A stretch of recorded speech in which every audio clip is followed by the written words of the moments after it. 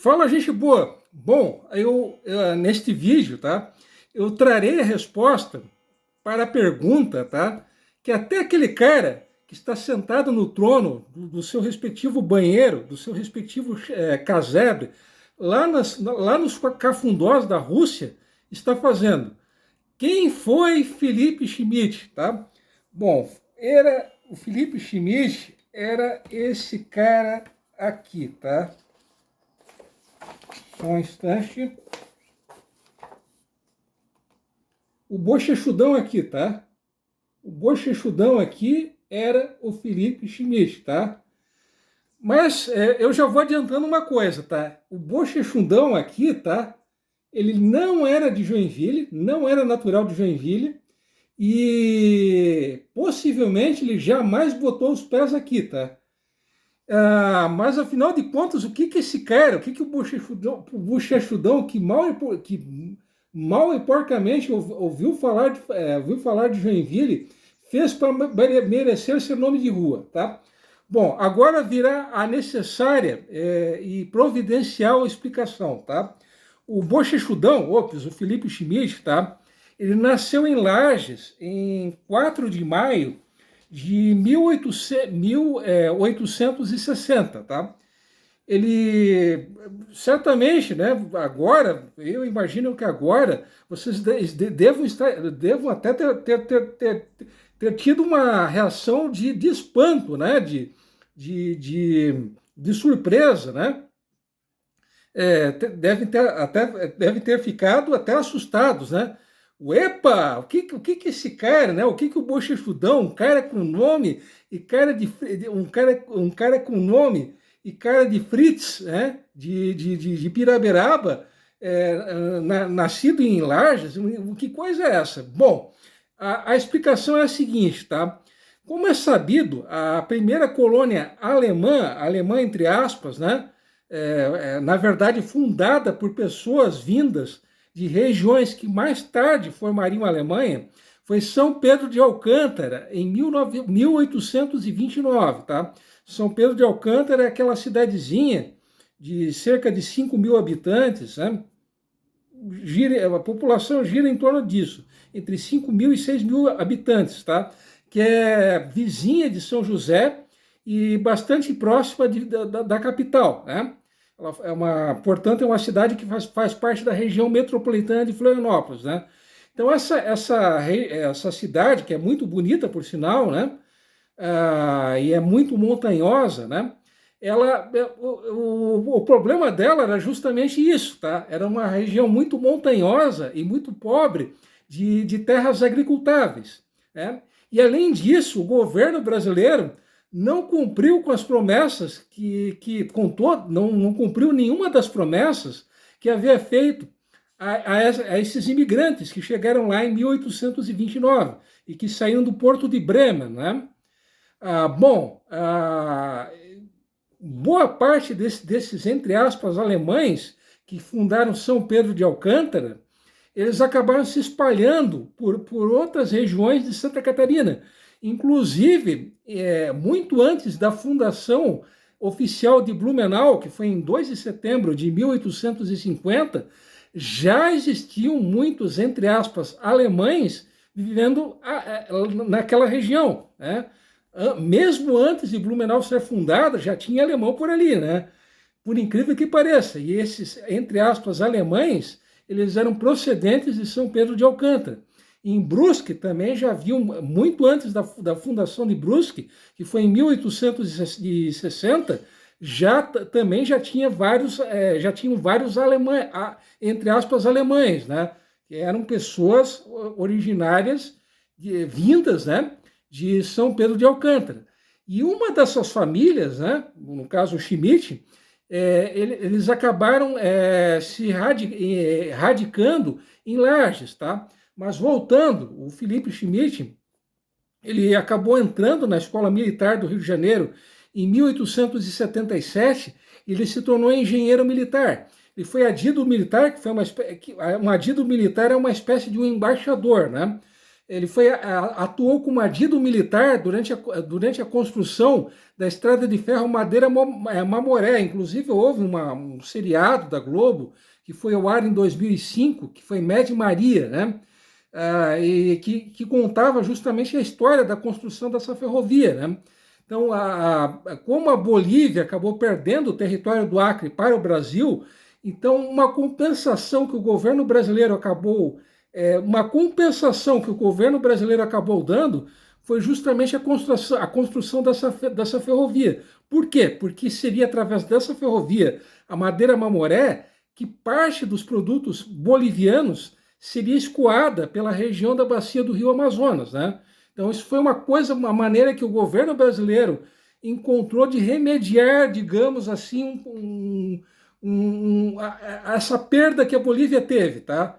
Embora a região do Acre já fosse habitada quase que totalmente por brasileiros, mas isso já é outra coisa, não tem nada a ver com a história de Joinville, tá? Mas voltando, por isso que ele atuou como embaixador militar, né? Porque era algo que dizia também respeito a um outro país, no caso a Bolívia, tá? E além de ter sido adido militar durante a construção dessa ferrovia, tá? O Felipe Schmidt, ele foi comandante do Corpo de Bombeiros de Curitiba, tá? Ele foi ajudante de ordens do então presidente da província do Paraná, que era o Visconde de Toné, isso entre 1885 e 1886, né? E ele acabou entrando na política, isso na virada do século XIX para o século XX. Ele foi 2 vezes governador de Santa Catarina, primeira de 1898 até 1902, e a última de 1914 a 1918. Ele foi deputado federal constituinte entre 1890 e 1891, e ele acabou exercendo por 6 vezes o cargo de senador da República, isso no período entre 1903 e 1930, né? Em 9 de maio de 1930, ele acabou falecendo, né? Aos 70 anos de idade, 5 dias depois do aniversário dele, tá? Infelizmente, né? Aos 70 anos de idade. E basicamente era esse, né? O currículo, né? Foi esse, melhor dizendo, o currículo do Felipe Schmidt, né? Do bochechudão ali, tá? O bochechudão, óbvio, o Felipe Schmidt, mas afinal de contas, por que ele acabou recebendo essa homenagem, além daquela óbvia puxação de saco aos poderosos do passado, tá? Eu acredito que o motivo da homenagem, da rua ter esse nome hoje, né, de a rua ter o nome de Rua Senador Felipe Schmidt, foi justamente pelo fato de ele ser governador de Santa Catarina em 1916. Até seria desnecessário dizer que houve durante décadas, né, durante quase 100 anos, enfim, durante muito tempo houve uma treta, né, uma briga jurídica entre Santa Catarina e Paraná pela disputa daquela região que equivale hoje ao meio-oeste, ao oeste de Santa Catarina e ao sudoeste do Paraná. Então essa região durante 60, 70 anos, né, durante mais de 60 anos, né, ela foi alvo de disputa entre os dois estados. E justamente durante a segunda gestão dele como governador, em 20 de outubro de 1916, é que essa questão ela acabou tendo um fim, né? Que foi que Santa Catarina, ela enfim passou a ter o território que tem hoje, né? Passou a ter o formato que tem hoje, né? Então Santa Catarina ela só passou a ter a cara que tem hoje, vamos dizer assim, em 1916, então justamente durante a gestão do Felipe Schmidt, né? Então eu acredito que isso, né, essa resolução, né, o fim dessa treta com o Paraná é que tenha sido o principal motivo dessa homenagem, né? Isso é apenas uma suposição, né? Uma outra informação que eu estava me esquecendo é que o primeiro nome da rua, como eu tinha dito no vídeo anterior, foi Ziegenstrasse, né, Rua das Cabras em alemão. E após ter tido esse nome de Ziegenstrasse, tá? A a rua ela acabou sendo rebatizada para a Rua Bom Retiro, né? Não se sabe o porquê desse nome, tá? Embora essa rua ela faça parte da área central da cidade, na época, lá há mais de 100 anos, essa região era considerada uma região afastada. Eu acredito que isso tem a ver com isso, né?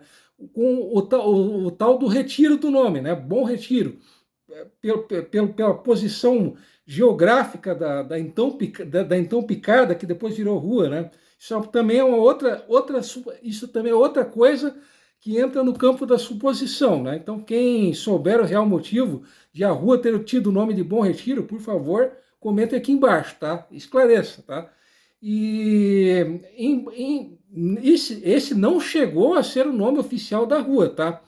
Informalmente, isso no princípio dos anos 40, até entre 1940 e 1945, 44, 45, nessa época mais ou menos, a rua ela foi popularmente conhecida como Rua da Noiva. Por quê?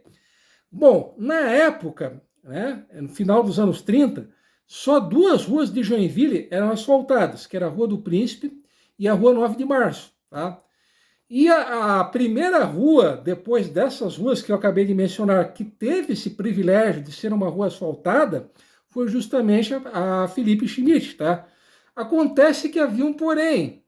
Uma das moradoras dessa rua, tá, era noiva do diretor de obras da prefeitura, que era o Nabor de Lima Monteiro, tá? Então, por que será que a rua foi asfaltada, né? Ó, dúvida cruel. Por que será? Por que será, tá?